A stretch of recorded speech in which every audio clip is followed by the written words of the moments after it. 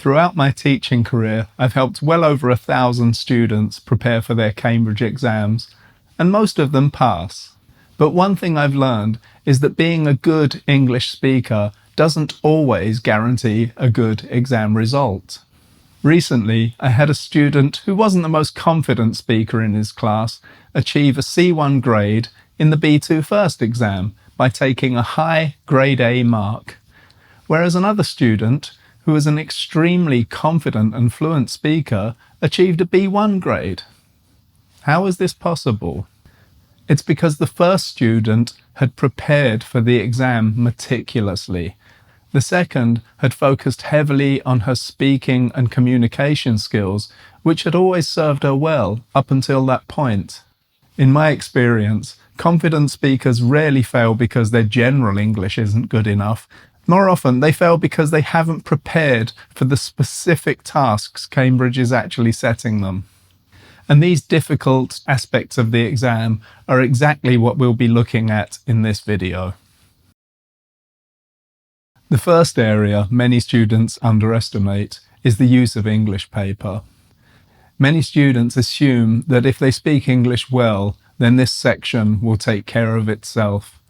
But unfortunately, that's not always the case. Students often lose marks here on more complex grammar patterns, collocations, phrasal verbs, prepositions, and other small details that are easy to overlook.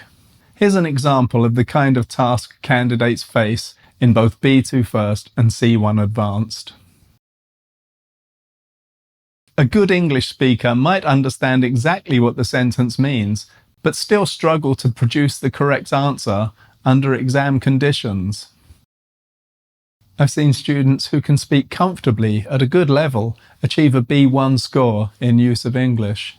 In my experience, it's one of the two main areas in which otherwise good candidates drop marks. We'll come back to the other one later. One other task worth mentioning is reading part 1. Although it's officially part of the reading paper, many candidates find it feels quite similar to use of English because it tests vocabulary, collocations, prepositions, subtle differences in meaning that are often crucial. The other parts of the reading paper are generally much closer to traditional reading comprehension tasks. So if use of English is a weak area for you, spend time actively studying the grammar and vocabulary patterns that are tested. To help you with this, I've linked a free Cambridge exam checklist below. It covers the grammar and vocabulary areas most important to review for B2 First and C1 Advanced. The second reason students have difficulty is that they spend a lot of time improving their general English, but not enough time learning how the exam actually works. Cambridge isn't just testing your English.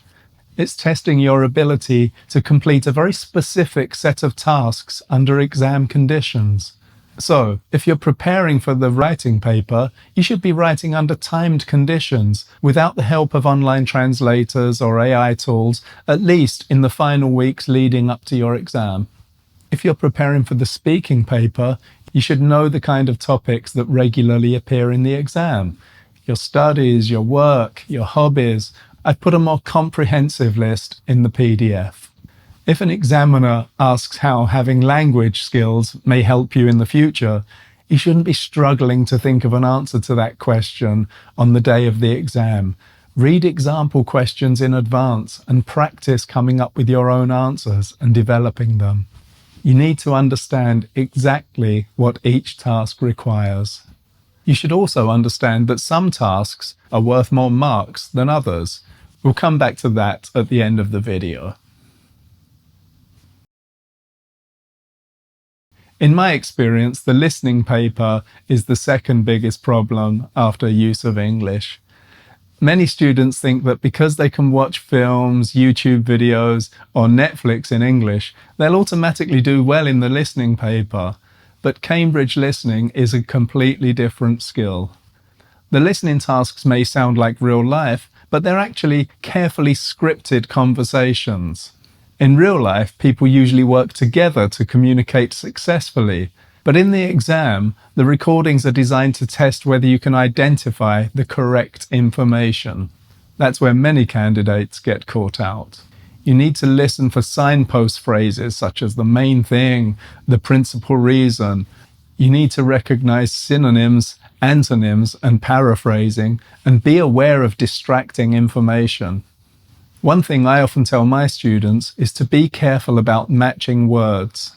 If you hear a word in the recording that appears directly in one of the answer options, don't automatically assume that it's correct.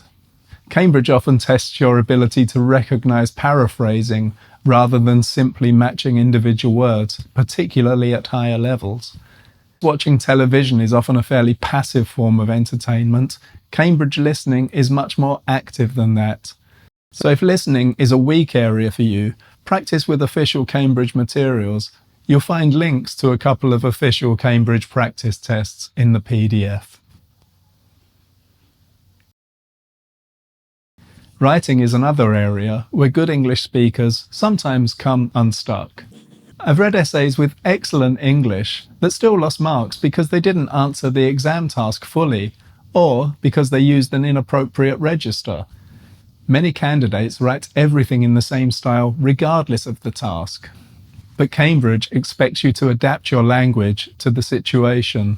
For example, words such as guys, kids, or adjectives like mind-blowing may be perfectly acceptable in an informal email to a friend, but they would sound out of place in an essay. On the other hand, if you're writing to a friend, words and expressions such as moreover, furthermore, or it is widely believed can sound unnaturally formal. The best candidates don't just show that they know English. They show that they can choose the right English for the task in front of them. Before submitting any piece of writing, ask yourself, am I answering the question? Am I writing for the correct reader? And am I using an appropriate register? Before we move on, it's worth mentioning one final point about the writing paper.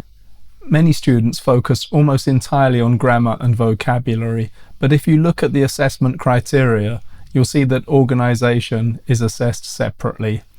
In other words, you can have very good English and still lose marks if your writing isn't organised effectively. So make sure you use clear paragraphs, develop one main idea per paragraph, and link your ideas logically using appropriate linking words and phrases. And don't forget the basics. Answer all parts of the question and stay within the word count. Good language is important, but good organisation is equally important if you want the best possible score. Many candidates think the speaking exam is simply a conversation, but that's not the case. Each part is testing different skills. For example, you're not simply describing photographs. You need to compare and contrast them in relation to a specific question. Concentrate on that question as well as the photographs and make sure you answer it effectively. As the test progresses, the focus shifts more toward how you handle a discussion. For example, in part 3, the examiner isn't looking for 2 mini monologues. They're looking for interaction between you and your partner.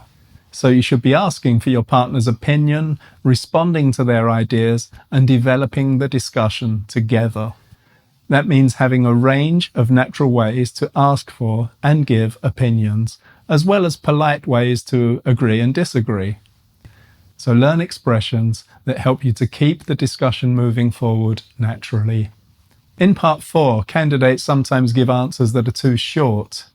At B2 First and at C1 Advanced level, the examiner is looking for more developed responses.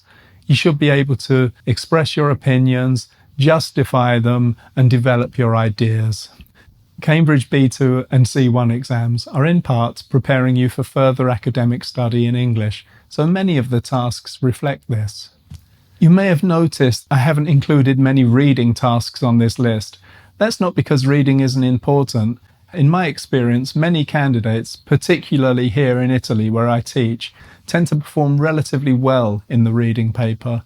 The areas that most often cost students marks are use of English, listening, writing, and speaking, which is why I've focused on those today. Before we finish, let's take a quick look at how these exams are actually marked. Many candidates don't realise that not all questions are worth the same number of marks. In B2 First, parts 4, 5 and 6 of the Reading and Use of English paper can receive 2 marks each. In C1 Advanced, it's parts 4, 5, 6 and 7 that carry additional weight. Understanding how the exam is scored won't guarantee a pass, but it can help you to prepare more effectively.